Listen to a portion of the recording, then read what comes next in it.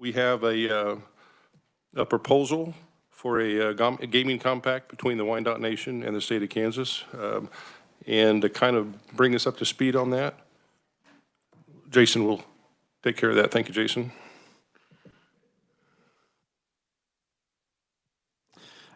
Yes, Mr. Chairman, members of the committee, pursuant to statute, gaming compacts are presented to the Joint Committee on State Tribal Relations for review and recommendation. And the committee can take different actions with respect to the gaming compact in terms of recommendation ratification by the legislature or a recommendation to send back to the governor for further negotiation. Those are the duties of the committee. There are some voting requirements with respect to the number of members from each chamber that must vote with respect to the action of the committee, and we can go over that at a later date when the committee is ready to take action on the gaming compact. Committee, do we have any questions for the revisor? Not seeing any. I do want to kind of explain what's going on here. So we're going to hear some testimony and kind of go over the compact. And then I'm going to give you a little bit of time afterwards to kind of absorb this and kind of go through that. And you'll have your list of kind of what our options actually are. And then we'll come back at a later date to vote on it. So I'll give you time to look through it and stuff. So next up, we're going to start up with Justin. Welcome, Justin. Thank you, Chair Kessler and members of the committee. Mr. Chair, would you prefer that I go to the podium and speak, or? You're fine right where you're at, if that's okay with the committee. All right. Well, thank you, Chair Kessler and members of the committee. Thank you for the opportunity to be here. My name is Justin Witten. I'm Governor Kelly's chief counsel. My team and I have been working with counsel for Wyandotte Nation since August of 2024 to negotiate a Class 3 gaming compact between the state of Kansas and Wyandotte Nation. Wyandotte Nation is a federally recognized Indian tribe headquartered in Oklahoma.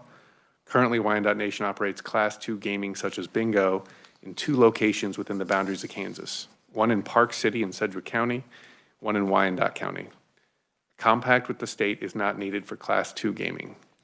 Federal courts have determined that these parcels of land owned by Wyandotte Nation are eligible for Class 3 gaming, which includes games like poker, blackjack, craps, roulette, and sports wagering. Class 3 gaming requires a compact with the state. Under state law, the governor is authorized to negotiate the gaming compact, and upon completion of the negotiations, the governor must submit the compact to this committee for approval. Our hope is that this committee will vote to approve the proposed compact.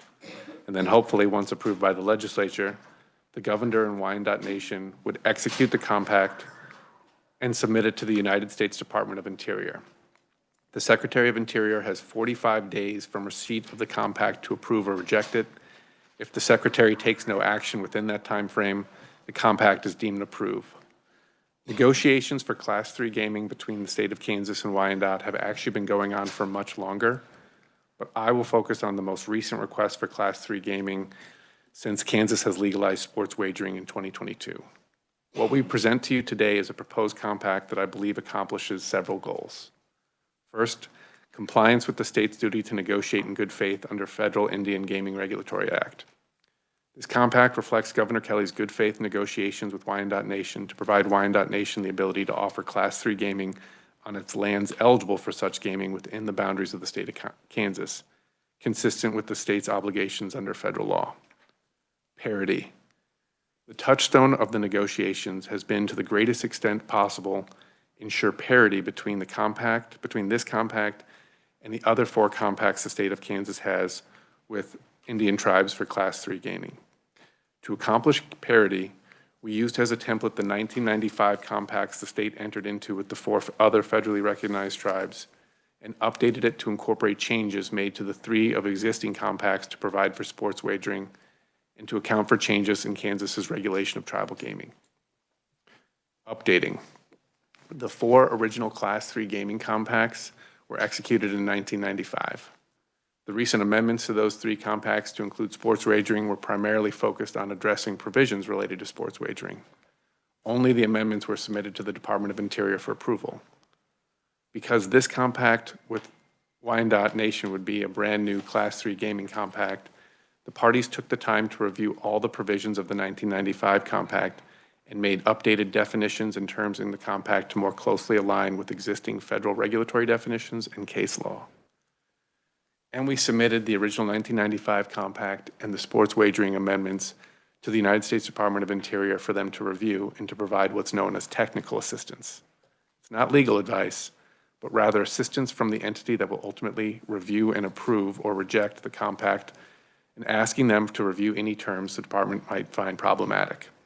This technical assistance from the federal government was helpful, and the parties have incorporated suggestions from that technical assistance into the compact. A copy of that technical assistance has been provided to the committee. We also sought compliance with state law. As part of this process, we wanted to make sure that negotiating and entering into a brand new Class 3 gaming compact would not run afoul of restrictions in state law concerning the expansion of certain gaming activities under the Kansas Expanded Lottery Act, KELA, which incorporates the framework for state-owned casinos. We sought and received an Attorney General opinion that found, and I'm quoting from the synopsis here, quote, because KELA and the management contracts do not prohibit efforts that further tribal gaming under IGRA, they do not prohibit negotiating with the Wyandotte Nation over a compact. The opinion further noted that sports wagering is eligible to be included in any compact with the Wyandotte Nation because Kansas currently permits this type of Class 3 gaming. A copy of this opinion has also been provided to the committee. It is opinion number 2025-11. And then oversight. We left in place oversight and investigatory duties of the KBI and the Kansas State Gaming Agency as exists under state law and in the other 4 compacts. But we have several exceptions, which we crafted at the suggestion of the Department of Interior in their technical assistance. Those exceptions were to address provisions related to the independence of an audit and protection of trade and business secrets for Wyandotte Nation. A more detailed discussion of the specific changes is found in the summary documents that we provided to the committee. I'm happy to walk through those changes or answer any questions the committee has on those changes. This proposed compact represents a year's worth of thoughtful negotiations with Wyandotte Nation and consultations with the Attorney General's Office, Kansas State Gaming Agency, and the Kansas Bureau of Investigation that yields a compact structurally similar to the existing compacts, with updates reflecting changes in federal law and recommendations from the Department of Interior for compliance with federal and state law. I wish to thank Wyandotte Nation Chief Billy Friend and his councils Caitlin Class and Blake Fallis for their work negotiating this compact, and I respectfully ask this committee recommend approval of this compact. I will stand for any questions. Committee, do we have any questions for Justin? Wow. Not seeing any. Must have been a great explanation.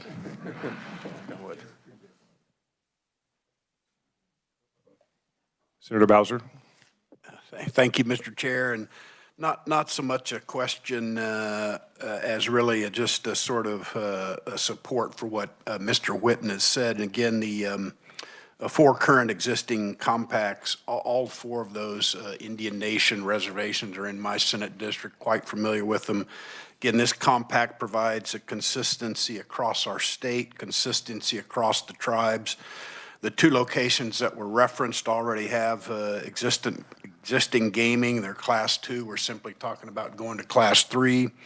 And again, the same oversight that is currently in place would also be in place going forward. I'm in favor of the work that we're going to do here, and I support the Wyandotte tribe. And thank you, Mr. Whitten, for your work. Committee, any other questions or comments? Seeing none, thank you. Next up, we'll hear from Blake. Blake Fullis, are you welcome to committee?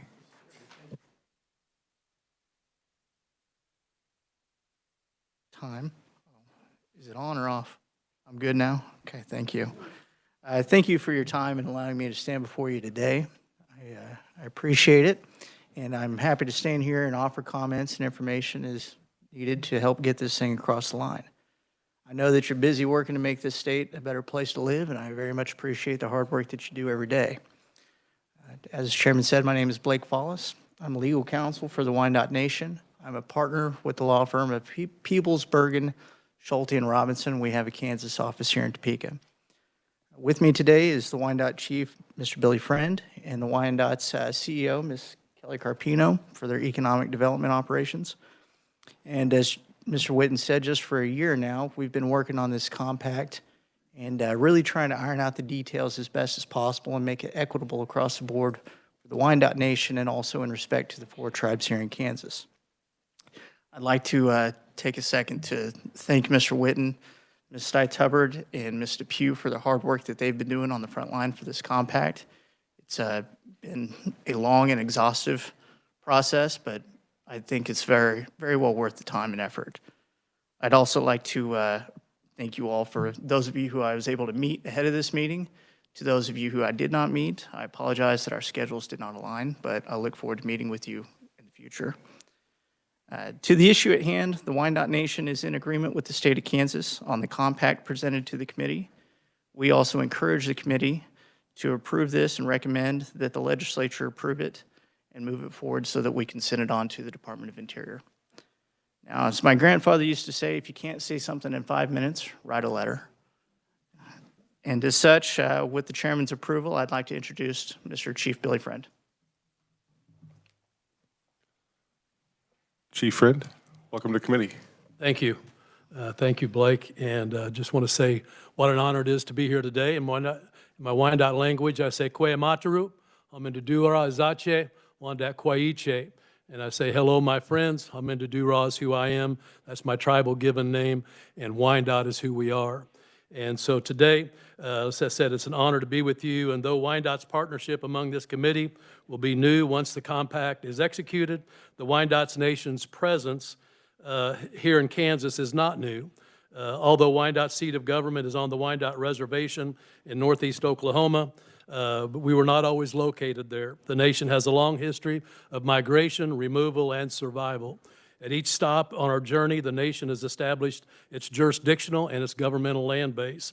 Through the Treaty of 1842, signed by our leaders, which is one of 19 treaties that we signed with the federal government, but in 1842, the treaty signed by our leaders, only because our people were dying at the hands of settlers, Wyandotte gave up our lands in Michigan and Ohio for the promise of a reservation west of the Mississippi River.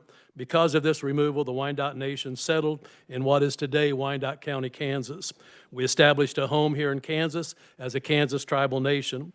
But eventually the United States, once again, set us on a path of migration and forced removal, this time from Kansas to Oklahoma.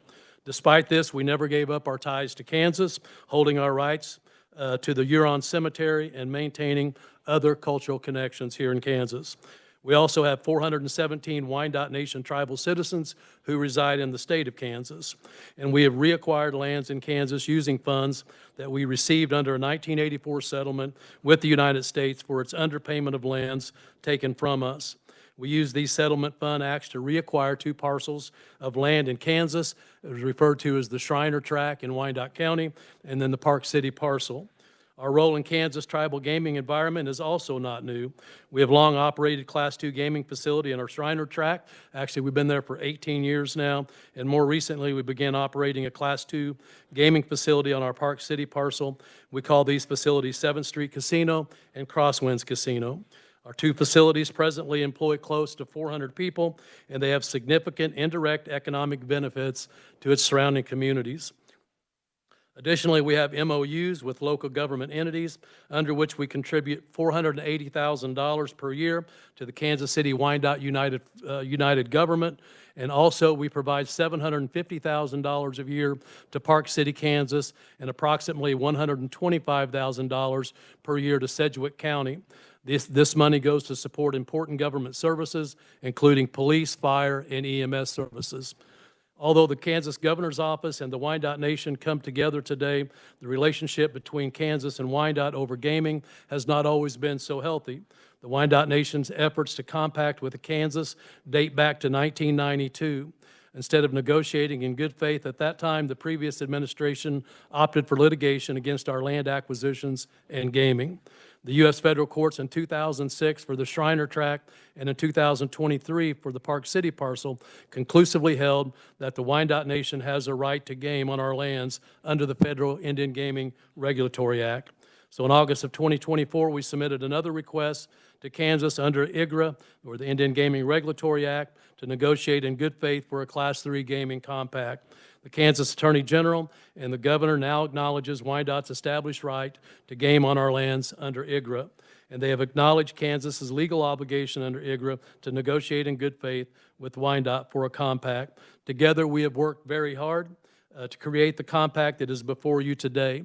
And I want to say that we appreciate all the work. We appreciate the work of the governor's office and the council, the AG, working together with us to produce the compact that's before you today. The compact we crafted today aligns with existing Kansas tribal gaming compacts with some key updates. Wyandotte and the governor's office started with the 1995 compact as amended to include sports wagering. Then we asked the U.S. Department of Interior of Indian Gaming to provide us with technical assistance on where the compact's provisions should be updated based on changes in IGRA case law and regulations since 1995. We have provided you with both the technical assistance letter that the DOI provided in response, and we incorporated that feedback into the compact, and we made changes to bring the compact into better alignment with tribal gaming regulations that are practiced in Kansas today. You will hear more about the detail ins and outs of the compact from others, but we are willing to field any questions that you may have. And so in Wyandotte, I would say, Tijame, Omataru. Thank you, my friends. Thank you. Thank you, Chief. Committee, do we have any questions for the Chief? Wow, see you none. Thank you. Did we have anybody else that was planning on speaking that didn't make the list? Okay, seeing none. I would like to point out in your, we do have some written testimony from Kayla Loomis. She's the Executive Director of the KSGA. And you guys received several different packets. You received quite a bit of information. Actually, looks something like this. I don't suggest you print out the full one, but also in there, Jason has given you a kind of a side-by-side comparison on there. It'll make it real easy for you to go through just the areas that we're looking at, and then they'll make comments off to the side. They'll just kind of help you put the whole picture together and kind of bring that all together. Did you have something else, Jason? Or oh, I'm sorry. So we're just going to absorb the information today, take a look at it. We'll come back at another time for the vote. I do want to remind everybody that when we do vote, we can't vote unless we have at least 4 from the House and 4 from the Senate. So when we do come back and vote, Jason will kind of go through our options. You guys also have a list of the 4 different options that we kind of have to work with. Work with. So is there any questions about this process? Seeing none, does anybody have any comments for the good of the committee? Seeing none, with that, we're adjourned.